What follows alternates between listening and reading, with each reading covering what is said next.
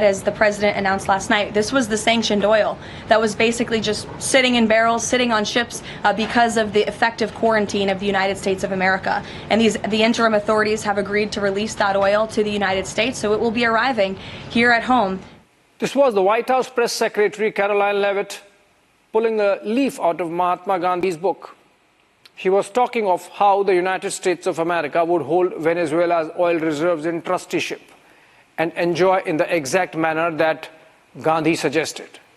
Ten tyakten bhunjita, or enjoy without possessing. I'm of course joking. This is America at its colonial best, or worst. Events of the last 1 week have exemplified a neo-colonialism under the Trump administration that has jeopardized rules-based international order, the building of which the US itself led post-World War II.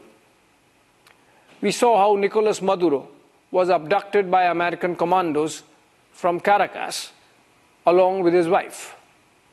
We saw oil tanker seized in the North Atlantic near Iceland. We saw how a new bill is being brought that would impose 500% tariffs on nations doing business with Russia, even as the United States sells Venezuelan oil on the side. And as Putin mentioned, Russian trade with the United States has increased by 20%. We saw statements not ruling out military options to take over Greenland from Denmark. We saw the United States quitting 66 international organizations, including the India-headquartered International Solar Alliance. Half of the organizations are of the United Nations. The geopolitical import of the developments is slowly sinking in.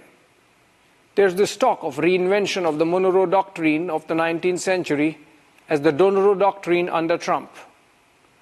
Only that Europe is not colonizing in America's backyard. If anything, Europe is struggling to find its voice and feet. I thought the events might turn out more like a spheres of influence geopolitics post the Yalta and the Potsdam conferences, with great power competition, and that seems to be intensifying, or would intensify. Capturing Maduro could become a justification for China to take down Taiwan, or for Russia to double down on Ukraine, which seems to be already happening. Does the United States really need Greenland? It has its military bases there already. It effectively owns the territory.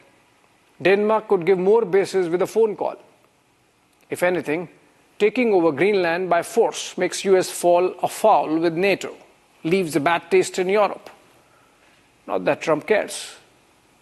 One gets a sense that the influence of the United States is increasing only in the minds of the clique of boys around Trump.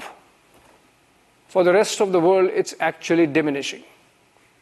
One is left wondering if there's any national interest. America falling afoul with India means US cannot count on India for anything in its Thucydides trap with China. America falling afoul with Europe. America falling afoul with Americas. America falling afoul with Canada. How does it help America grow above the rest? Like in the case of Venezuelan takeover, how is capitalism benefited? Is there clarity on the capacity of American oil companies to process and benefit from heavy and sour Venezuela crude? Russia does not need that oil, and this Venezuelan oil accounts for only 4% of the Chinese basket. So this narrative that this hits and hurts China does not hold. Ultimately, like all things Trump, this might turn out to be family and friends first, disguised as America first. Remember, the whole Pakistan pivot of the Trump administration is premised on crypto deal with World Liberty Financial that General Asim Munir handed on a platter to Trump. Art of the deal in which the United States is the loser in the long run. Thanks for watching.